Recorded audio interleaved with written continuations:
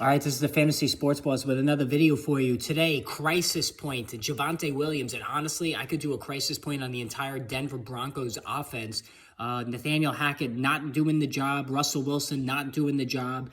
And when it comes to Javonte Williams, Melvin Gordon remains a huge pain in the ass who just won't get out of the way, and in the process holding Williams back from being the running back one we know he can be in fantasy football. Now, before I go any further, make sure you hit the subscribe, hit the like button if you can. That really helps me out, and it also makes you aware when new videos are added. Now, as far as Javonte Williams last night against the 49ers, and this was probably the worst football game outside of maybe the San Francisco-Chicago game in the monsoon, although that was kind of fun to watch in the rain. This was just god-awful football, no matter how you slice it. Javonte Williams, 15 carries for 58 yards, only 3.9 a pop.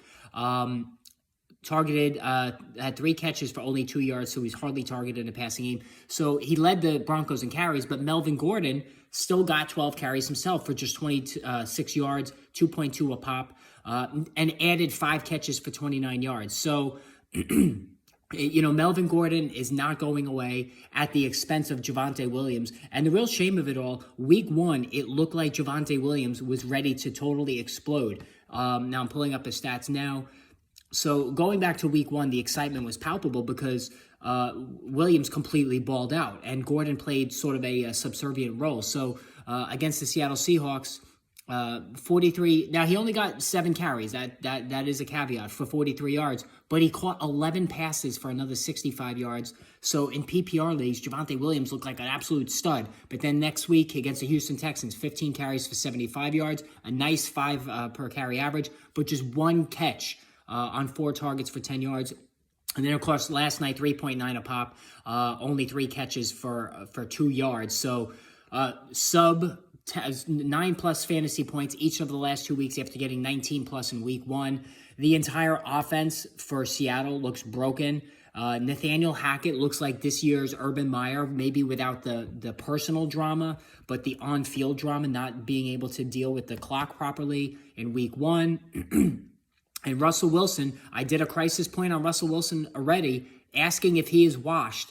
Got some blowback on that. How could you say that Russell Wilson's not washed? Listen, he sort of looks washed right now.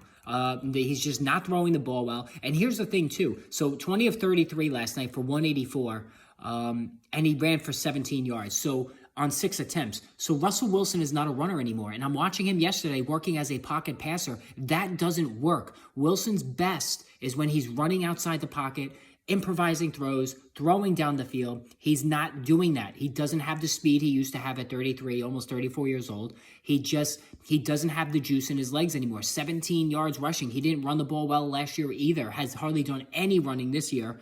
And he's starting to show his age. So as a pocket passer, Russell Wilson is not as effective. And as a matter of fact, we're seeing very ugly overall play from the guy. Not saying you bench him. You still love the weapons, but it's not looking great. All right, more crisis points coming. It's Crisis Point Monday. We'll get to some more of that later on, including one on Jonathan Taylor, who's, hitting a little bit of a rut. So we'll talk about that later. Hit the subscribe, hit that notification button.